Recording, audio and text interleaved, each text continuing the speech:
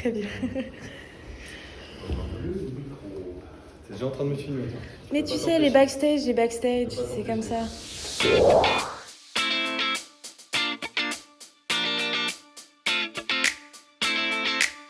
Mais nous, ce qu'on fait, c'est qu'on facilite la transition vers un monde sans pollution.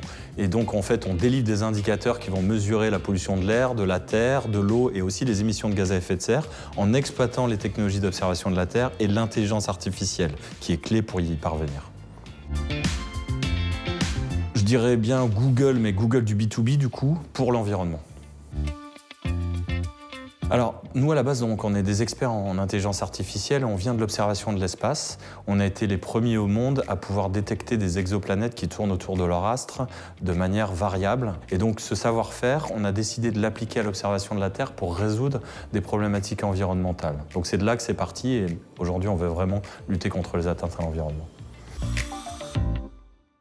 Alors, parce que c'est un accélérateur et donc ça ouvre la possibilité d'accéder à un réseau important d'experts, de mentors, mais aussi c'est quand même un consortium qui est composé de l'ONERA, de SAD Paris-Saclay, de Polytechnique.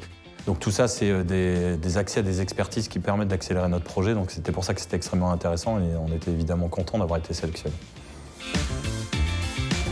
Il y a eu plein de moments super sympas dans Blast, mais je pense que c'est les pitchs devant les investisseurs successifs qu'on a eu avant le Démo Day. Alors le Démo Day, évidemment. Ce pitch devant tous ces investisseurs. Alors avant, j'aurais dit Elon Musk, par son parcours incroyable, cette capacité à disrupter des secteurs comme la banque, comme la voiture, comme l'espace maintenant, et donc ça c'est fascinant en termes de business développement. Après, sur ses dernières phrases, un peu moins sensible sur le personnage, mais bon, on ne peut pas lui enlever tout ce qu'il a fait jusqu'à présent. Alors, qu'aurais-tu fait si tu n'avais pas entrepris ton projet actuel ? Alors quoi qu'il arrive, je suis entrepreneur, donc j'aurais forcément développé un projet d'entrepreneuriat, très certainement en lien avec l'environnement. Reste à savoir si ça aurait été en utilisant les technologies d'observation de la Terre. En tout cas, forcément un projet d'entrepreneur.